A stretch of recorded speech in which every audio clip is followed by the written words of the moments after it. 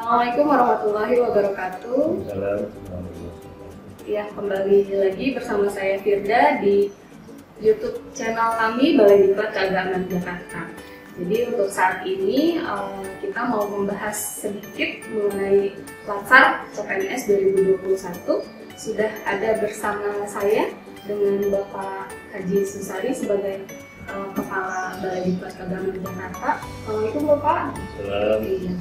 Jadi sebelum kita mengupas sedikit mengenai CPNS untuk Latsarnya 2021 ini, apa boleh dijelaskan sedikit untuk Balai Diklat Keagamaan Jakarta ini, Pak? Oke, terima kasih Mbak Firda. Assalamualaikum warahmatullahi wabarakatuh.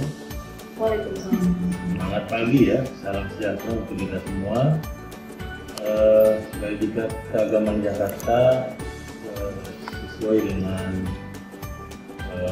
Peraturan Menteri Agama Nomor 10 Tahun 2018 yang merupakan perubahan dari Permen Nomor 59 Tahun 2015 punya tugas fungsi menyelenggarakan pendidikan dan pelatihan tenaga administrasi, tenaga teknik pendidikan dan keagamaan, yang mana wilayah kerja Balai Diklat Keagamaan Jakarta itu adalah Kanwil Kementerian Agama Provinsi DKI Jakarta, Kanwil Kementerian Agama Kalimantan Barat, dan Kanwil Kementerian Agama Provinsi Banten, serta kemudian eselon 1 Pusat. Jadi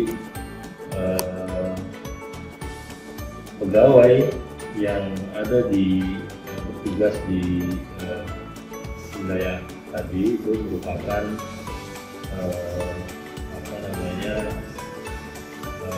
wilayah kerja Balai Diklat Keagamaan Jakarta, dan lokasi Balai Diklat Keagamaan Jakarta berada di Cakung di Rawajuni, Jakarta Timur ya. Nanti mungkin bisa dilihat di Ini sudah ada ya Pak ya. Mungkin bagaimana sarana perasaan.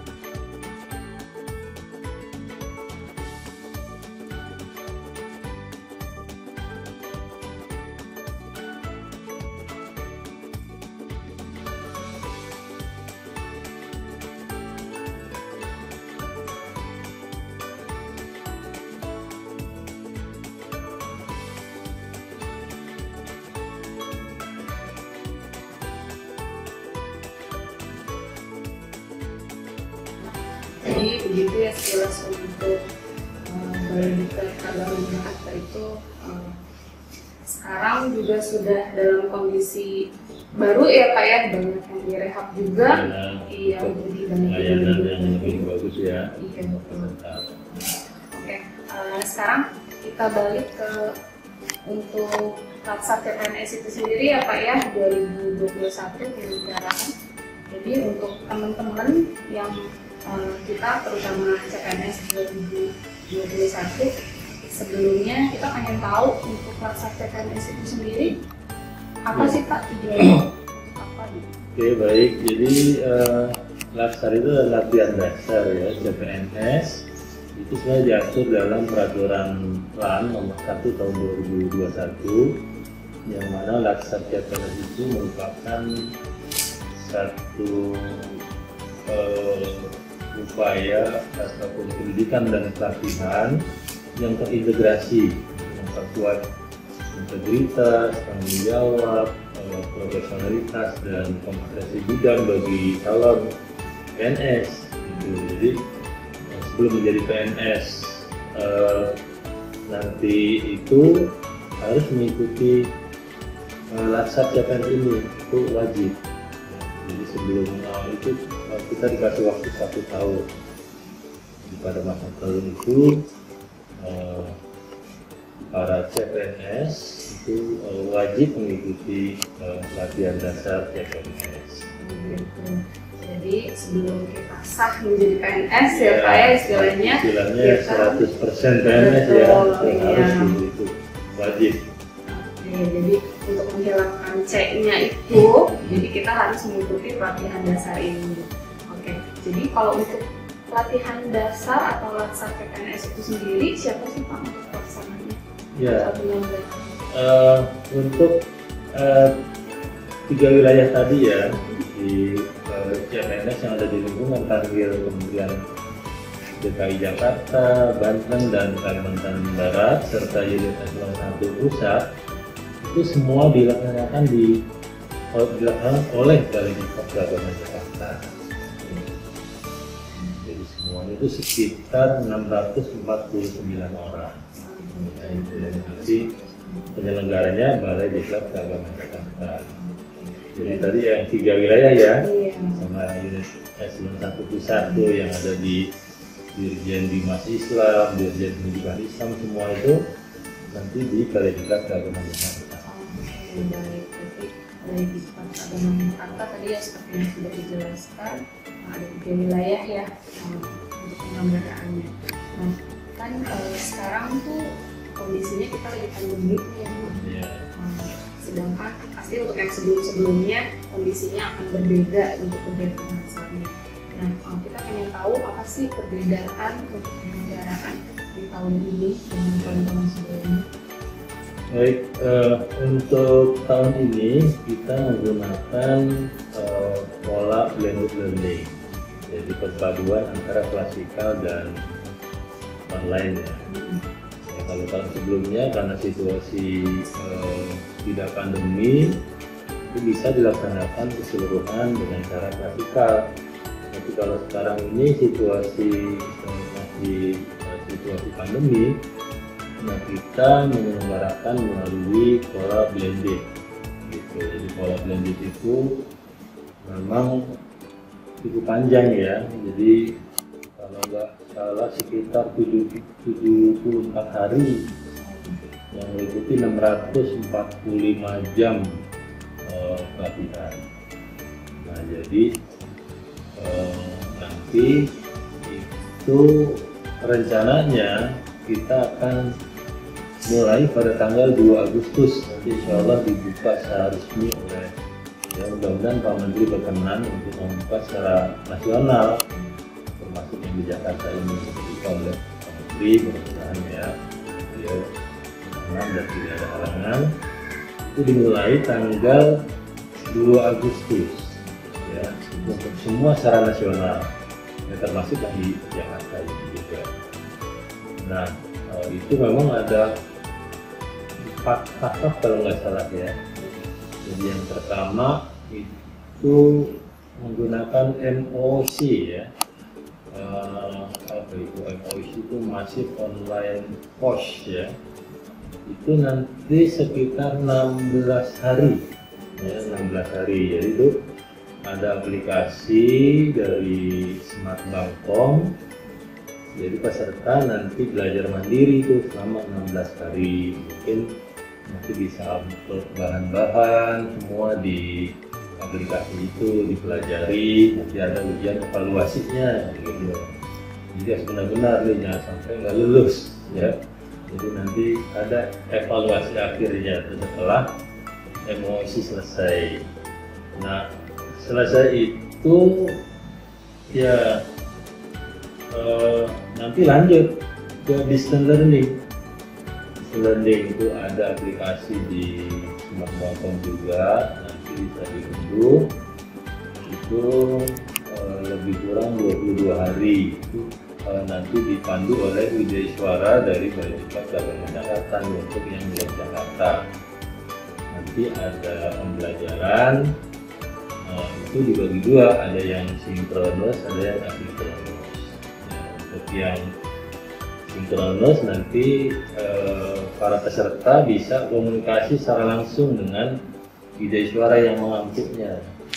Nah, untuk yang asinkronus itu nanti bisa juga pembelajaran mandiri, diskusi kelompok mandiri, penugasan dan lain-lain. Itu intinya para peserta harus lebih aktif pada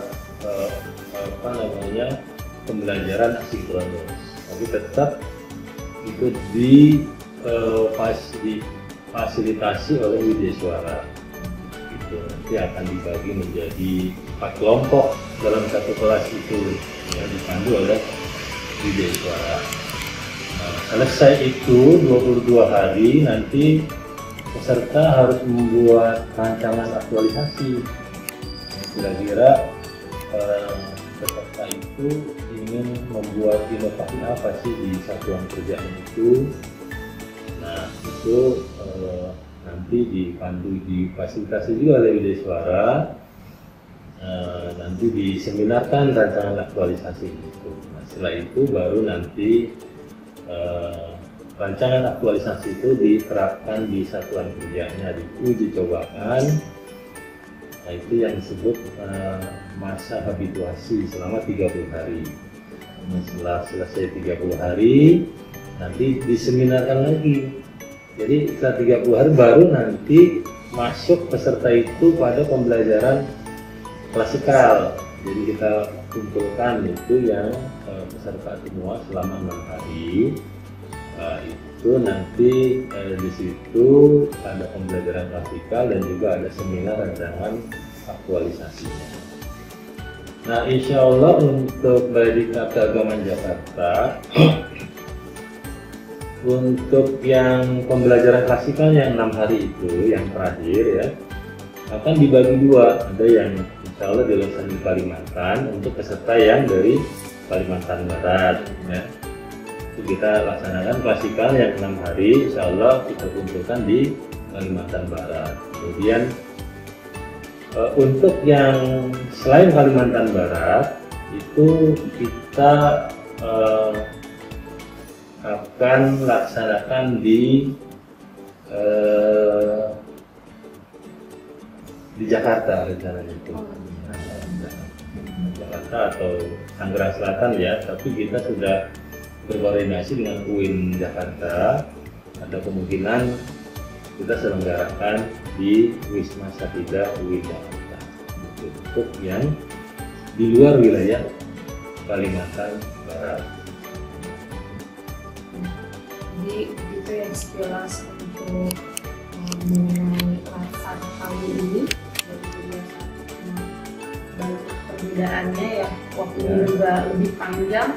Mulai dari MOC 16 hari ya Pak, lalu untuk LMX kegiatannya 20 hari, lalu untuk kegiatan aktualisasi ya Pak 30 hari, dan terakhir di kegiatan klasikalnya ya Pak, itu sekitar 1 minggu ya Pak, jadi lumayan panjang ya Pak. Tapi ya lebih banyak mandiri kan ya. Iya betul. Jadi ketika MOC itu semua di aplikasi, nggak tatap muka secara klasikal. Ketika distance learning juga sama di aplikasi, jadi nggak bertemu secara langsung. Yang bertemu secara langsung itu hanya 6 hari nanti terakhir. Jadi siap-siap untuk 6 hari Ya, itu ya, 6 kita hari. kelas kita tetap ada bertemunya. Iya, jadi sekarang kita pengen tahu nih Pak, untuk para CPNS, kita peserta sebagai peserta Latsar itu sendiri, untuk persiapannya itu apa saja gitu untuk kita sebagai peserta? Ya, persiapan yang perlu dilakukan mungkin persiapan secara akademis ya, mungkin kita ya dengan cara membaca bahan-bahan, mengumpulkan itu berkaitan dengan materi-materi CPNS. Saya rasa bisa di download dari sekarang kan, cari browsing di internet, di Google ya, kira-kira apa sih bahan-bahan untuk promosi untuk CPNS ya. Kalau sekarang mungkin aplikasi Smart Bank.com-nya belum bisa dibuka ya gitu. Tapi sebenarnya kalau kita mau cari itu saya rasa semua ada di media sosial ya. Jadi kita bisa baca dari sekarang ya, karena nanti ada ujiannya kan, dan apa yang nggak lulus. Jadi secara akademis ya kita harus siap betul-betul menguasai semua materi-materi yang akan diberikan selama pembelajaran untuk Latsar CPNS itu, baik yang materi pada saat online maupun materi pada saat praktikal ya, 6 hari. Nah, tentu ya di samping juga persiapan akademis ya, juga persiapan fisik juga ya. Ya harus sehat nih, jangan sampai sakit. Nanti kalau sakit kita nggak bisa melaksanakan tugas diskusi. Apalagi nanti juga ada pembelajaran klasikal 6 hari, dikumpulkan di mungkin di Jakarta atau di Kalimantan Barat, itu ya harus persiapan fisik yang bagus ya. Dari sekarang penerapan protokol kesehatan itu harus benar-benar kita jaga, disiplin gitu ya. Paling penting ya Pak, ya, kesehatan supaya bisa mengikuti kegiatan Latsar ini. Jadi nanti jangan lupa tanggal 2 Agustus mulai pembukaan secara resmi ya Pak ya.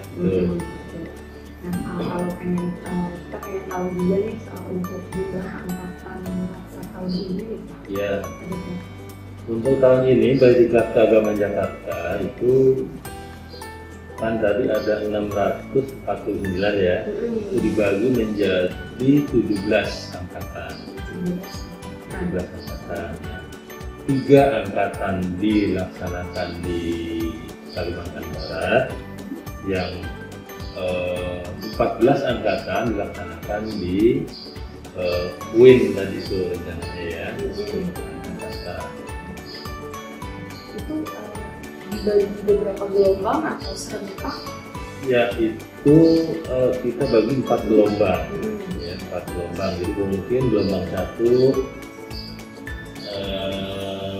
5 angkatan, kemudian gelombang 2 4 angkatan, gelombang 3 4 angkatan, dan terakhir 3 angkatan di Kalimantan Barat.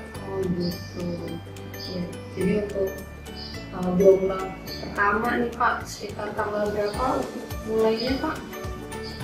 Gelombang pertama yaitu ya sekitar tanggal 2. Tanggal 2 ya. Mungkin langsung ya. Siap untuk yang gelombang pertama ya di tanggal 2 sudah harus siap mengikuti ya Pak ya. Nanti untuk jadwal yang lengkapnya bisa dilihat di web ya, di web Balai Keagamaan Jakarta, BDK Jakarta, www.bdkjakarta.kemenak.go.id. Jadi bisa dilihat di situ semua jadwal itu sudah lengkap ya. Buat teman-teman yang mau tahu ya Pak ya, untuk lebih jelasnya untuk jadwalnya sudah ada di website. Ya, saya rasa para peserta harus sering mengakses informasi di web ya. Betul Pak. Karena kan nggak mungkin datang ke sini kan, gitu. Ya, betul. Sebelumnya kita ingin informasinya juga nih Pak, untuk kegiatan Latsar ini tuh sebetulnya ada biayanya yang kita keluarkan atau tidak? Ya, untuk pembiayaan Latsar itu semua ditanggung oleh APBN, lalu dikelola oleh Diklat Keagamaan Jakarta. Jadi untuk satu peserta itu indeksnya sekitar 5.200.000-an. Jadi 5 juta itu per orang ya. Itu meliputi nanti ada biaya pulbotnya, ada mungkin bahan ya. Itu semua itu dialokasikan dari BIPA Balai Diklat Keagamaan Jakarta. Cuman memang indeks itu tidak termasuk uang saku dan transport gitu. Jadi transport itu ya tidak ditanggung karena memang kalau ditanggung Balai Diklat jadi semakin besar itu anggarannya nggak cukup ya. Jadi di luar daripada uang saku dan transport untuk peserta. Itu kalau semuanya itu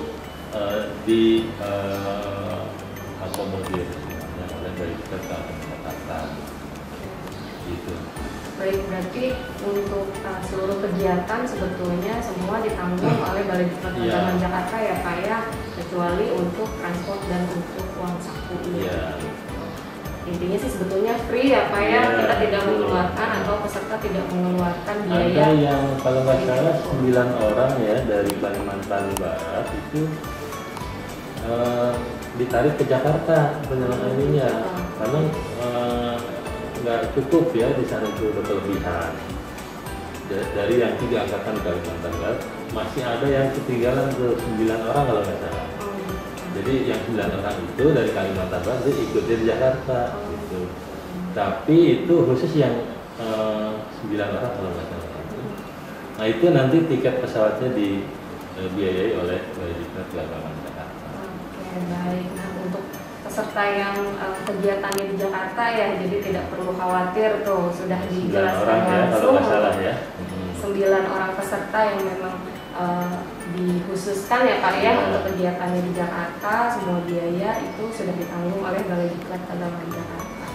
Baik, nah setelah peserta mengikuti kegiatan Latsar ini gitu, kan kita pengen tahu apa sih hasilnya atau apa sih yang kita dapatkan gitu Pak kira-kira.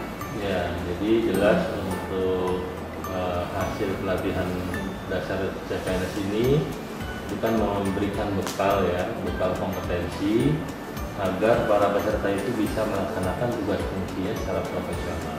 Jadi dengan selesai mengikuti kegiatan pelatihan, ya peserta diharapkan memiliki performa yang tinggi ya, kinerja yang profesional sebagai persiapan untuk menjadi CPNS.